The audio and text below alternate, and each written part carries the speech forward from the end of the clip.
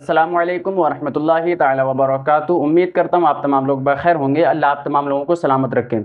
जैसा कि आप लोगों को मालूम है कि हमने 20वें पार्ट में बताया है कि ये जो जयराम था ये बंदरगाह से जहाज़ से उतर के बंदरगाह से देवल शहर में जाता है। तो इसके साथ में क्या-क्या होता है ये सब हमने 20वें पार्ट में बताया है। उसके बाद में जहाज़ से उतर के गंगू अपने 3 साथी कालू, वासु और मोती इन तीनों के साथ में ये शहर में जाता है। तो ये देखता है कि जो शहर का राजा है प्रताप राय, ये बंदरगाह की तरफ आ रहा है अपने 150-200 फौजियों को लेकर के, सिपाहियों को लेकर के। उनके पास में असला भी है।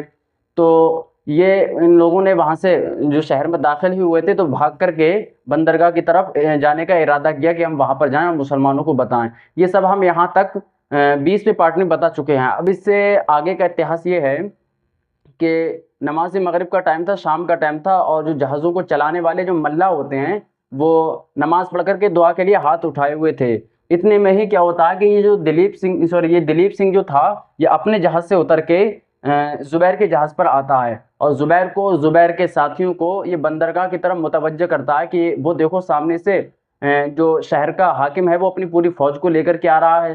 तो ज़ुबैर और ये सब परेशान हो गए और उसके बाद में होता ये है कि जो पानी का जो जहाज़ होता है पानी पर चलने वाला, उसको बिल्कुल साहिल पर ला कर के खड़ा नहीं किया जाता है, यानी बिल्कुल समंदर के किनारे पर खड़ा नहीं किया जाता है, बल्कि समंदर के किनारे से उसको कुछ दूरी पर रखा जाता है क्योंकि वो बहुत बड़ा होता है और उस तक पहुँचने के लिए छोटी-छोटी कश्तियों का इस्तेमाल किया जाता है।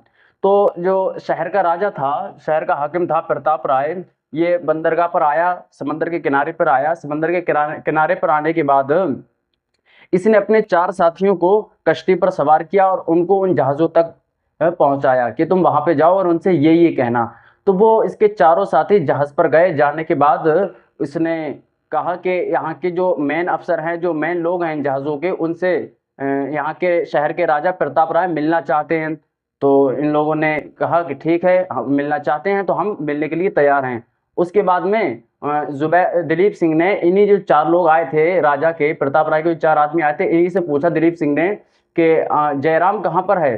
तो इसके जो 4 साथी गए थे उन्होंने बताया कि वो जयराम जो है वो प्रताप राय राजा से हाकिम से मिल कर के तुम्हारे खाने-पीने का इंतज़ाम कर रहे हैं और यहाँ के जो राजा हैं वो तुम्हें खुशामदीद कहते हैं और तुम्हें यहाँ पर खुद लेने के लिए आए हैं। तुम्हारे इस्तकबाल के लिए तुम्हें यहाँ तक खुद बुलाने के लिए आए हैं। उसके बाद में दिलीप सिंह जो था इसने ज़ुबैर से अरबी ज़बान में कहा कि भई मुझे यहाँ पर दाल में काला लग रहा है, यहाँ पे कुछ न कुछ तो ख़तरा है। उसके बाद ज़ुबैर ने भी कहा कि हाँ, बात तो ठीक है, मुझे भी यहाँ पर कोई न कोई शक है, कोई न कोई शुबा है।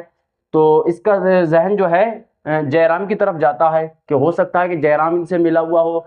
तो फिर कहता है कि जयराम पर भी मुझे ये भरोसा है कि वो मतलब राजा से मिला हुआ नहीं होगा। अगर वो राजा से मिला हुआ होता तो वो अपनी बहन को यहाँ पर छोड़ कर के नहीं जाता। उसके बाद में जो इसके 4 आदमी आए थे प्रताप राय के, उन्होंने कहा कि बताओ जल्दी कि राजा को क्या हाकिम को, देवल के हाकिम को, प्रताप राय को क्या जवाब देना है?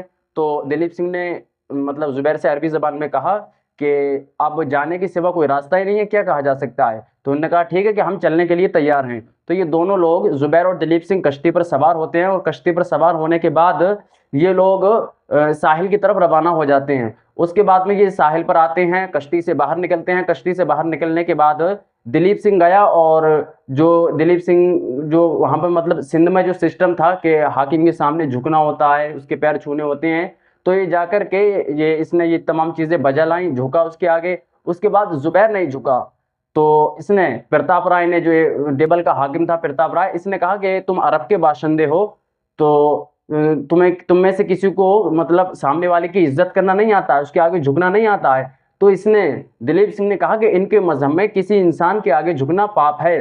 तो यही प्रताप राय कहता है कि मतलब यहाँ इसको हमारे यहाँ पर रह कर के इंसान के आगे झुकना भी आ जाएगा। उसके बाद में दिलीप सिंह ने कहा कि आपका मतलब? फिर ये प्रताप राय कहता है कि मेरा मतलब कुछ नहीं है, बस ये बताओ कि इन जहाज़ों पर क्या सवार है, इन जहाज़ों पर क्या है? तो दिलीप सिंह ने कहा कि आपको जयराम ने बताया होगा कि इन जहाज़ों पर क्या है? तो यही प्रताप राय कहता है कि जो जयराम ने बताया है मुझे, अगर वो हकीकत है तो ये जहाज़ यहाँ से नहीं जा सकते। तो दिलीप सिंह ने कहा कि यहाँ से नहीं जा सकते, इसका मतलब क्यों, ये क्यों नहीं जा सकते जहाज़? तो ये प्रताप राय कहता है कि जो सिंध का जो राजा है, हाँ, उसका ये हुक्म है कि यहाँ से ये जहाज़ नहीं जाएंगे, अब ये जहाज़ यहीं पर रहेंगे। उसके बाद में इतनी ही देर में दिलीप सिंह और जुबैर को बहुत सारे प्रताप राय के फौजी घेर लेते हैं। वहां पर घेरा बना करके नंगी नंगी तलवार लेकर के वहां पर चारों तरफ खड़े हो जाते हैं। तो ये दिलीप सिंह जो था, इसने जुबैर को जो वहां की सूरत हाल थी उससे आगाह किया। तो जब जुबैर को आगाह किया तो जुबैर इससे मुखातिब होकर प्रताप राय से कहता है, वहां की सूरत हाल देख करके प्रताप राय से जुबैर कहने लगता है कि महाराज तुम ये बहुत बड़ी गलती कर रहे हो। ये कोई छोटी छोटी किसी रियासत की कश्तियां नहीं है, बल्कि ये अरब लोगों के जहाज हैं। तुम इन्हें सिंध की छोटी छोटी कश्तियां मत समझो, ये अरब लोगों के जहाज हैं। और इन जहाज़ों पर वो हमारी कौम की वो औरतें सवार हैं कि जो तूफान की तरह उठती हैं और बादलों की तरह छा जाती हैं। जिस इंसान को आसमान से गिरती हुई बिजली देख करके डर नहीं लगता है, उस इंसान को हमारे यहाँ की औरतों की जो तलवार चलाने का तरीका है उसको देख करके डर लगने लगता है। तो तुम हमसे बगावत करके और हमसे सरकशी करके तुम बच नहीं पाओगे। जुबैर ने ये तल्ख अंदाजी में कहा। फिर इसने ये जो प्रताप राय है इसने मियान से तलवार को खींच लिया। जब इसने मियान से तलवार को खींचा तो जो दिलीप सिंह और जुबैर वहां पर खड़े हुए थे, इन्होंने भी अपनी तलवार को मियान से निकालने की कोशिश करी। लेकिन इन्होंने देखा कि चारों तरफ जो है, मतलब हमारे इस चारों तरफ बहुत सारे इसके सिपाही खड़े हुए हैं जिनके पास में तलवारें हैं, नेज़े हैं, खंजर हैं। तो इन्होंने तलवार को खींचना मुनासिब नहीं समझा। फिर इसी ने प्रताप राय ने दिलीप सिंह से कहा कि तुम मतलब कोई सिंधी नजर आते हो, कोई सिंधी मालूम होते हैं, यानी तुम सिंध के रहने वाले हो। तो फिर इसने कहा कि तुम्हारी रगों में कि किसी गद्दार और किसी कमीने इंसान का खून बहता है।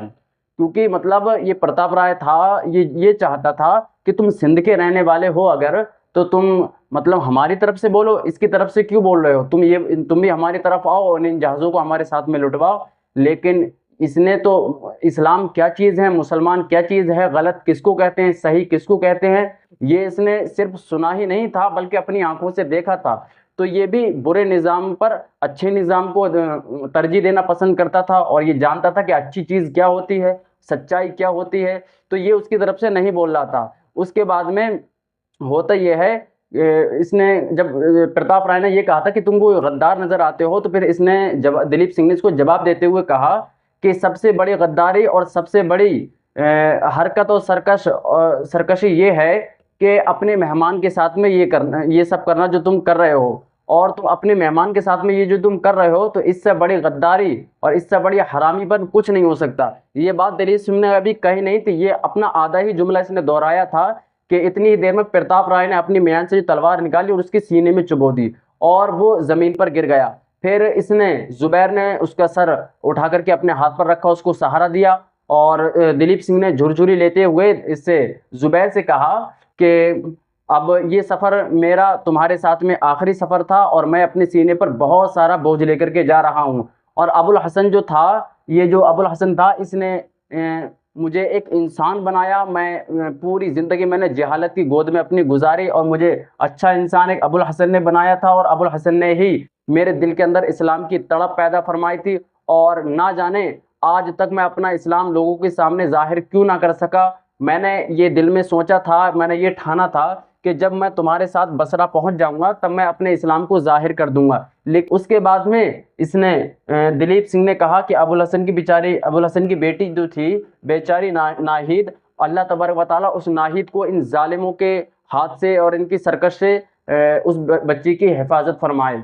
फिर इसके बाद में ये जो दिलीप सिंह था, इसने एक और झुरझुरी ली और उसके बाद में इसने जुबैर से कहा कि मेरे दोस्त, मुझे किसी भी हाल में भूल मत जाना, मेरे लिए दुआ करते रहना, मुझे याद रखना, मेरा कोई भी नहीं है तुम्हारे सिवा, तो मुझे याद करते रहना, मेरे लिए दुआएं करते रहना। उसके बाद में इसने मतलब कई मरतबा 2-3 मरतबा कलमा तौहीद पढ़ा और उसके बाद इसकी बॉडी पूरी ठंडी हो गई और फिर इसको जुबैर ने इसका सर ज़मीन पे रख दिया। और उसके बाद में जुबैर कहीं ना कहीं मजबूर होकर के, परेशान होकर के ये बात सोचने लगा कि या अल्लाह, मतलब हम एक उस जगह के रहने वाले हैं कि हमारा मुसाफिर कोई भी निकलता है वो सही सलामत दोबारा से हमारे यहाँ तक क्यों नहीं पहुँच पाता है। ये बात अपने जहन के अंदर ये सोच रहा था और सोचते सोचते इसने उसका सर ज़मीन पे रखा और बहुत बुरी नज़र से, गुस्से की नज़र से, हकारत की नज़र से ये प्रताप राय की तरफ देखने लगा।